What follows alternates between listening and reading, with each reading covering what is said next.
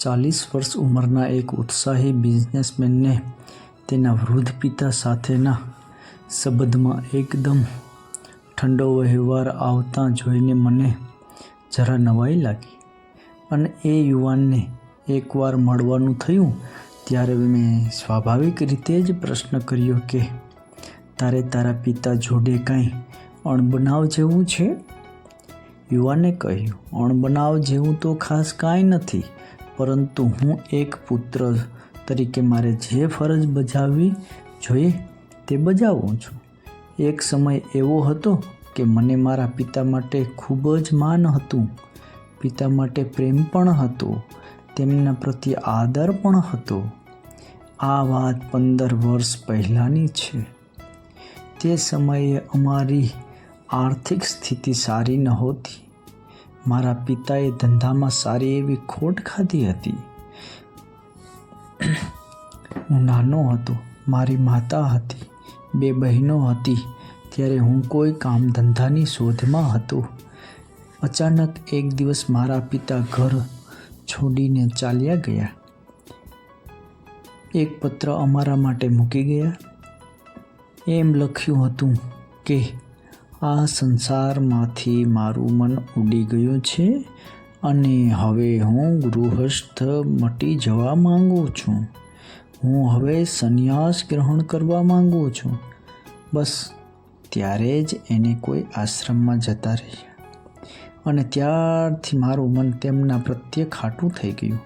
મને લાગ્યું આમાં વૈરાગ્ય કરતાં કાયરતા વધારે હતી. જિંદગીની વાસ્તવિકતાનો સામનો જે વ્યક્તિ નથી કરી શકતા તે આવી રીતે મેદાન છોડીને ચાલ્યા જાય છે.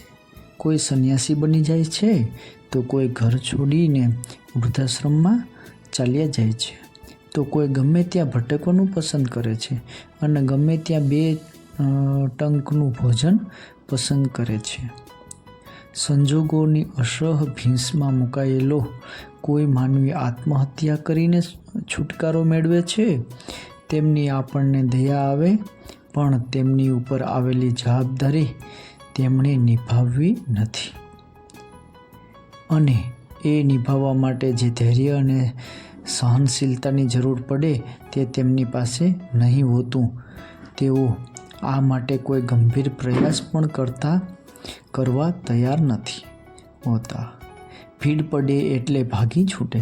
જે પાછળ રહ્યા તેમનું જે થવું હોય તે થાય. તેમને પરિવાર વિશે વિચાર પણ આવતો નથી કે હું આમ ઘર છોડીને નાસી જઈશ પછી મેં ઊભી કરેલી જવાબદારીઓ અને મેં પેદાશ કરેલી આંટીઘૂંટીઓનું શું થશે? મારા સ્નેહીજનો, કુટુંબ સભ્યો જેને કઈ રીતે પહોંચી શકશે? મારા પિતાએ આવી પલાયન વૃત્તિ દાખવી એટલે એમના માટે મારા મનમાંથી માન ઉતારી ગયું. આજે એક પુત્ર તરીકે મારે એમનું જે કંઈ કરવાનું આવે છે તે હું કરું છું. જેમના દવા, દારૂ, કપડાં, લત્તા, હાથ ખર્ચી બધું જ હું કરું છું. પણ એમની સાથે વ્યવહારમાં કોઈ ઉમળકો પેદા થતો નથી. મને કોઈ વાર પ્રશ્ન થાય છે કે સંસારની જાતે ઊભી કરેલી જવાબદારીઓ છોડીને માણસ ધર્મનો ધાબળો ઓઢી લે એટલે એ મુક્ત થઈ ગયો? કોઈને કશો જવાબ આપવો ના પડે એટલે એ તો આવી રીતે બધી જવાબદારીઓમાંથી ખૂબ દૂર ચાલ્યા ગયા. પણ તેમની પાછળ પોતાના જ ઘરમાં કેદ થયેલું તેમનું કુટુંબ શું કરે? ઘરનો મુખ્ય માણસ આવી રીતે ફરાર થઈ જાય ત્યારે તેના ઘરના કફોડી હાલતમાં મુકાઈ જતા હોય છે. દરેક માણસ શંકા કરે છે અને પૂછે છે કે ક્યાં ગયા? તમને ખબર ના હોય એવું બને જ નહીં. તમે તો જાણતા જ હશો. કદાચ તમે જ એમને ક્યાંય છુપાવ્યા હશે કે પછી એમને ભાગી જવામાં મદદ કરી હશે.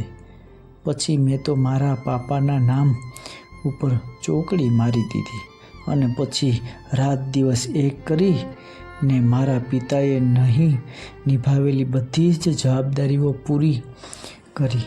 બંને બહેનોને પણ 1 વર્ષ પહેલાં જ પરણાવી દીધી. એ એમના ઘરે સુખી છે. મારી સ્થિતિ પણ સારી છે.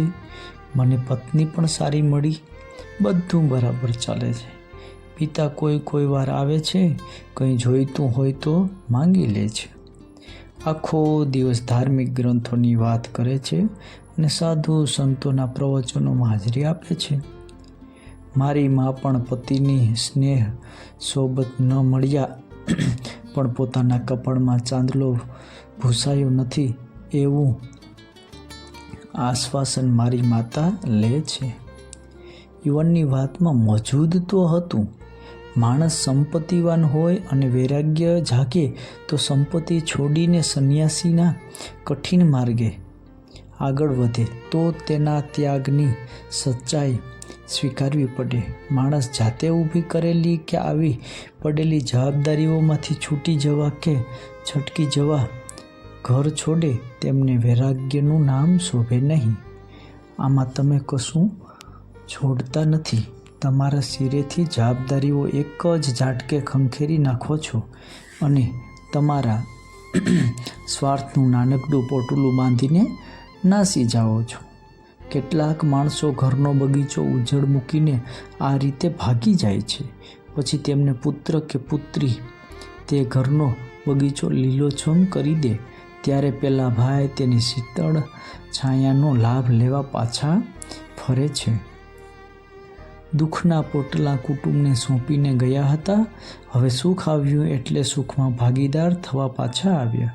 કુટુંબના સભ્યોની લાગણીઓનું આ રીતે શોષણ કરતાં તેમને ખરેખર તો શરમ થવી જોઈએ, પણ ના, એ આ રીતે વિચારતા જ નથી. આમાં તો વળી એવો દાવો કરે છે કે સુખની જે નવી સૃષ્ટિ રચાઈ થઈ છે તેમાં પણ તેમની સાધનાનો જ ચમત્કાર છે. કુટુંબની નો કપરા સમયે જ્યારે તમે તમારી જવાબદારીથી હારી અને ભાગી ગયા હતા ત્યારે જે લોઢાના ચણા ચાવ્યા, મહેનત મજૂરી કરી તેનું તો કોઈ મૂલ્ય જ નહીં. અને વળી બાકી રહી જતું હોય તેમ સમાજના અમુક બુદ્ધિજીવીઓ દીકરાઓને સમજાવવા આવે છે કે ગમે તેવો હોય તો એ તારો બાપ છે અને એને તારે જ સાચવવો પડે. પણ આ બુદ્ધિજીવીઓને એ નથી સમજાતું કે જ્યારે બાળકો નાના હોય અને તેને બીજા કોઈનો આધાર ન હોય ત્યારે જ તેને બાપની સાચી જરૂરિયાત હોય છે કે કેમ. ત્યારે તેનો આધાર જ પિતા હોય છે.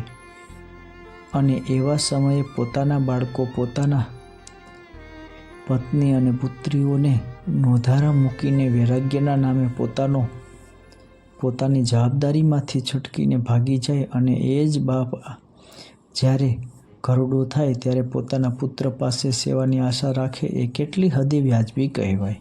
અને આવા માવતરના દીકરાઓ ન રાખે ત્યારે આ સમાજને દીકરાના અવગુણ દેખાય છે, પરંતુ પિતાએ કરેલા કર્મ નથી દેખાતા. બધા લોકો દીકરાને કહે છે, પરંતુ એક પિતા કે જેણે પોતાની એકેય જવાબદારી નિભાવી નથી એને કોઈ કાંઈ નથી કહી શકતું. આજના સમયમાં પણ બધા દીકરાઓ ખરાબ નથી હોતા. અમુક કિસ્સામાં માવતરને પોતાના કર્મોના લીધે પણ વૃદ્ધાશ્રમમાં જાય અને સામાન્ય લોકો જ્યારે વૃદ્ધાશ્રમમાં જાય અને ઘણા બધા વૃદ્ધોને જોવે ત્યારે લોકોના મનમાં કરુણાના ભાવ પ્રગટ થવા લાગે છે. તેમને એવું લાગે છે કે આ ઉંમરે તેમને તરછોડી દીધા, પરંતુ એ લોકોની પાછળની હકીકતની અજાણ છે. એટલે જ આજના સમયમાં દરેક માવતર તેમજ સંતાનો બંનેએ પોતપોતાની જવાબદારીથી ક્યારેય ભાગવું ન જોઈએ. એ સંસારમાં સુખ દુઃખ તો આવ્યા જ કરવાના, પરંતુ સાચો વૈરાગી તો એ જ કહેવાય જે કોઈ પણ પરિસ્થિતિમાં પોતાની જવાબદારી સારી રીતે નિભાવી જાણે. દોસ્તો, આજની કહાનીમાં બસ આટલું જ. અમારી કહાની તમને કેવી લાગી કોમેન્ટમાં જણાવવા વિનંતી. આગળ આપણે ખૂબ જ આવી જ રીતે સારી સારી કહાનીઓ મૂકતા રહીશું. જય શ્રી કૃષ્ણ, જય માતાજી, જય માતાજી.